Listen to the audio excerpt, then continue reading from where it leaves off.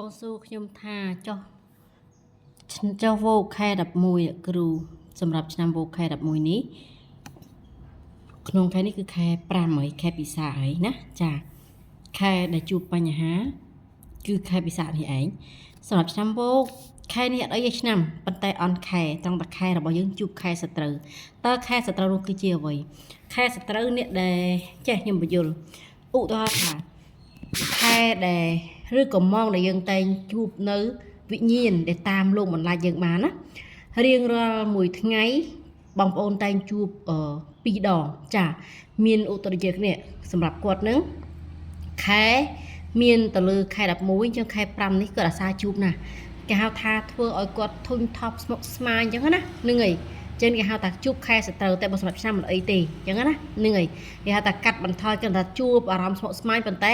អត់ទាញបន្ទួងឲ្យទៅដល់គ្រោះថ្នាក់ចៃដន្យអីទេវាគាត់តែជួបហើយជាប្រចាំថ្ងៃយើងត្រូវប្រយ័ត្នដែរចាប្រយ័ត្នយ៉ាងម៉េចធម្មតានៅរៀងរាល់នៃប្រចាំថ្ងៃសម្រាប់ខែក៏ដោយឆ្នាំក៏ដោយគឺយើងតែងតែជួបដូចសត្រូវថ្ងៃក៏ដោយជួបតែសត្រូវនោះគឺយើងងាយជាមួយនឹងអារម្មណ៍ឆេវឆាវបបួអមនុស្សងាយទាញយើងបានចាមិនបាច់ចាំតែយើងចាំតាពេលវេលាណាមួយដែលជាទូទៅទាំងអស់គ្នាជួបទាំងអស់គ្នាទេមានន័យថាមនុស្សម្នាក់អារម្មណ៍ឆេវឆាវក្តៅក្រហល់កាហាយនឹងគឺថាមានជាប្រចាំថ្ងៃហើយមានទៅលើម៉ោងទៀតចាវាមានទៅលើម៉ោងចោវាមានទៅលើម៉ោងសត្រូវប៉ុន្តែពិសេសជាងគេគឺម៉ោងសត្រូវនេះតែម្ដងដោយកំពុងតែអូននេះគឺជួបនៅក្នុងខែពិសានេះគឺជាខែសត្រូវហើយចាអញ្ចឹងរៀងរាល់ថ្ងៃប្រចាំរបស់គាត់ហ្នឹងណាឲ្យគាត់ប្រយ័ត្នសម្រាប់ខែរបស់គាត់ហ្នឹងគឺប្រយ័ត្នលើម៉ោង5អារម្មណ៍ឆេវឆាវបងប្អូនដែលឃើញគេវ័យគ្នាគេកាប់សម្លាប់គ្នាហើយដល់ពេលរួចទៅមកធ្វើតាំងធ្វើសញមិនកំហឹងដូចគ្នានៅពេលដែលធ្វើនឹងទៅមានន័យថាយើងវាមានម៉ោងសត្រូវយើងបើមិនចំថ្ងៃក៏ចំសត្រូវបើមិនចំសត្រូវថ្ងៃទេម៉ោងចំថ្ងៃទេក៏ចំខែបើមិនចំខែក៏ចំឆ្នាំក្នុងមួយថ្ងៃណាចាំមិនថាយើងត្រូវតែរៀនស្គាល់នៅលេខអ្វីទៅជាសត្រូវលើខ្លួនឯងហើយសួរថាចុះបើសម្រាប់នេះមានត្រឹមតែសម្រាប់ខែទេណាបើឆ្នាំល្អអត់អីទេឆ្នាំជួបខែពិសានេះល្អប៉ុន្តែយើងអត់អាចទៅបើកមុខរបរដាក់លក់របស់របរអ្វីបានដូចថាលក់ដីលក់ឡានលក់ផ្ទះអីចឹងណាអត់បានទេមូលហេតុត្រង់ថាលេខរបស់គាត់នេះនៅក្នុងខែឆ្នាំរបស់គាត់គឺខែពិសាគឺខែខែល្អសម្រាប់គាត់ហើយបានតួលេខ5ណាចាបានតួលេខ5លក់បានប៉ុន្តែចៃដន្យអីជាខែរបស់គាត់នេះជាខែសត្រូវនៅពេលដែលដាក់លក់ទៅលក់ដាច់ដែរប៉ុន្តែវាអត់សល់វាទៅជាការចំណាយរបស់ដែលមិនត្រូវចំណាយក៏ចំណាយណាវាទៅជាបងខាតអញ្ចឹងណាចាំបើថាយើងចង់ដាក់លក់របស់អ្វីឬក៏ចង់បើកមុខរបរអ្វីមួយឲ្យវាត្រូវចំកន្លែងខែថ្ងៃឆ្នាំរបស់យើងគឺកាន់តែល្អបូករួមជាមួយនឹងសមត្ថភាពដែលយើងមានគឺដល់ទៅ90%អីនោះណាចានឹងហើយមួយទៀតតកតងជាមួយនឹងឆ្នាំខ្ញុំចង់បញ្ជាក់ទៅបងប្អូនប្រុសស្រីថាឆ្នាំនេះសម្រាប់ឆ្នាំវោកនេះខ្ញុំបញ្ជាក់ថាជាទូទៅទាំងអស់គឺបានល្អទេអត់អីទេប៉ុន្តែវាមានខែជួនកាលឯឆ្នាំវោកប៉ុន្តែកើតទៅចំខែចោលជាមួយនឹងខែពិសាក៏ពិបាកដែរអញ្ចឹងមិនថាខ្ញុំតែបញ្ជាក់ថាមនុស្សម្នាក់មានលេខសត្រូវមានលេខចោលដូចឆ្នាំវោកនេះអញ្ចឹងហើយខែរបស់គាត់នេះជួបសត្រូវឲ្យគាត់ប្រុងប្រយ័ត្នរៀងរាល់ម៉ោងដែលមានណាចាគឺម៉ោង5យប់នឹង5ព្រឹកយើងដើរទៅណាជិះយើងចេញឲ្យលឿនតិចទៅណាចាហើយសត្រូវដែលមាននោះវាជាមួយនឹងចំនួនជាមួយនឹងគ្រោះថ្នាក់ចៃដន្យចាជាមួយនឹងពួកអមនុស្សវិទាញយើងបានណាអាម៉ោងខ្មោចលោងខ្មោចអីយើងមានអារម្មណ៍ព្រឺខ្លាចឬក៏ឲ្យយើងដេញយើងលឺអានឹងម៉ោងហ្នឹងហើយម៉ោងមនុស្សម្នាក់គឺសំកិលមានម៉ោងតួលេខមាន3ម៉ោងសម្រាប់ជាលេខដែលយើងតែងតែជួបជាមួយនឹងពួកអស់ហ្នឹងឬក៏អារម្មណ៍របស់យើងឆេវឆាវដល់ក៏ហៅគឺម៉ោងនឹងឯងមានថាមួយថ្ងៃមាន3ម៉ោងណា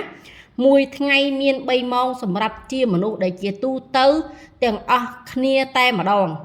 ដូច្នេះហើយអ្នកខ្លះទៀតគាត់មានអារម្មណ៍តែឆេវឆាវប៉ុន្តែមនុស្សដែលមានសតិមនុស្សដែលមានធឿសង្គ្រោះនៅក្នុងខ្លួននៅក្នុងចិត្តរបស់គាត់មានសតិអត់ងាយពពួកនឹងគ្រប់គ្រងបានទេតែបើសិនជាមនុស្សដែលគាត់មានតែចិត្តក្តៅក្រហល់កាហាយណាចានោះគឺងាយណាស់ហើយបូករួមជាមួយនឹងអ្នកខ្លះទៀតលេខរបស់គាត់គឺជាលេខនៃសត្រូវលើខ្លួនឯងនោះក៏កាន់តែពិបាកដែរហើយមួយទៀតតកតងជាមួយនឹងមនុស្សដែលជួបនៅខែសត្រូវបែបនេះគឺងាយណាចាហាមដាច់ខាតនេះក្បួនដែលខ្ញុំតែងតែកាន់គោរពនឹងឲ្យបងប្អូនគុណសិស្សខ្ញុំដែលខ្ញុំ20ឆ្នាំនេះណាខ្ញុំឲ្យគាត់កាន់គោរព បានត្រឹមត្រូវគាត់ក៏ជប់សក់ជប់ចម្រើនហើយពិធីនៃការធ្វើខ្និតរនោចនេះគឺសំខាន់ដូច្នេះហើយអ្វីដែលសំខាន់គឺថាហាមជាមួយនឹងការរៀបចំដំឡើងសាធឿបាយសីអីចានៅលើខែសត្រូវក៏ដោយចំថ្ងៃសត្រូវក៏ដោយចំម៉ោងសត្រូវក៏ដោយទោះបីតែចំម៉ោងល្អរបស់យើងប៉ុន្តែចំខែសត្រូវបែបនេះមានន័យថាយើងអាចនឹងជួបបញ្ហាចាអត់មានជាមួយនឹងពពួកព្រីតុំប៉ុន្តែយើងបញ្ហាផ្សេងពីការដំឡើងព្រោះការដំឡើងបាយសីនេះតំណាងឲ្យដូនតាគ្រូបាស៊ីណាចាហើយការរៀបចំនៃការកាន់ក្របនេះគឺសំខាន់ណាស់ចាសំខាន់ណាស់ដូចខ្ញុំតែបញ្ជាក់ខាងដើមចឹងបញ្ជាក់លើថាមនុស្សយើងមានលេខសម្គាល់ស្រាប់ថាអ្នកណាត្រូវគោរពបែបម៉េចនិងអ្នកណាមិនត្រូវគោរពអ្នកខ្លះទៀតគេអត់កាន់ក្របទេប៉ុន្តែគេបែរជាមានលៀបគេបែរជាមានសំណាងគេបែរជាមានជ័យពោះលេខរបស់គេមានសំណាងលើលេខរបស់គេខ្លួនឯងគេចង់គោរពក៏បានមិនចង់គោរពក៏បានព្រោះអានឹងជាសិទ្ធិរបស់គេទី1ទី2សំខាន់ឲ្យតែគេគិតល្អធ្វើល្អសេចក្តីសុខសម្រាប់គេគឺមាននេះជាការពិតចាមិនបាច់ចាំតែអង្គុយតែគោរពហើយយើងមិនធ្វើល្អក៏គ្រប់មិនបានហេតុ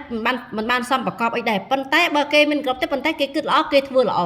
នឹងក៏ជា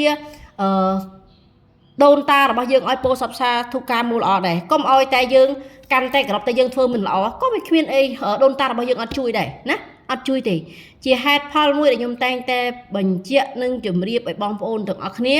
បានស្វែងយល់ពីជំនឿនេះឲ្យបានត្រឹមត្រូវការជឿនេះជឿឲ្យយល់ដឹងការពិតទៅជំនឿនេះគឺយើងចេញពីខ្លួនឯងមិនអង្គុយតែប្រាប់ថានេះខែនេះល្អសម្រាប់ឆ្នាំនេះប៉ុន្តែខ្ញុំគាត់បែរជាជួបទុកលំបាកទៅវិញមូលហេតុត្រង់ថាមកពីលេខរបស់គាត់នេះវាជាបញ្ហាបើសម្រាប់ឆ្នាំថាល្អតែនៅខែនៅថ្ងៃណាដូច្នេះយើងមិនអាចជាទូទៅឆ្លើយថាល្អទាំងស្រុងព្រោះខ្ញុំអត់ចូលចិត្តការនិយាយឲ្យរួចតែពីមាត់ណាព្រោះខ្ញុំត្រូវការ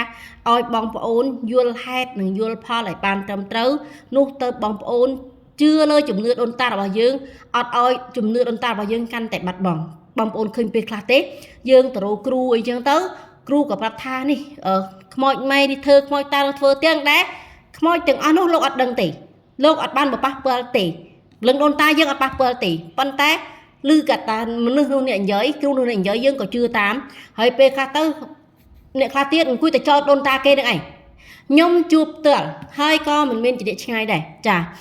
ខ្ញុំចង់បញ្ជាក់ទៅបងប្អូនថាអ្នកដែលគេចោទព្រលឹងដូនតាយើងបែបនេះអ្នកនោះមានទោស 80% យើងមានទោស 20%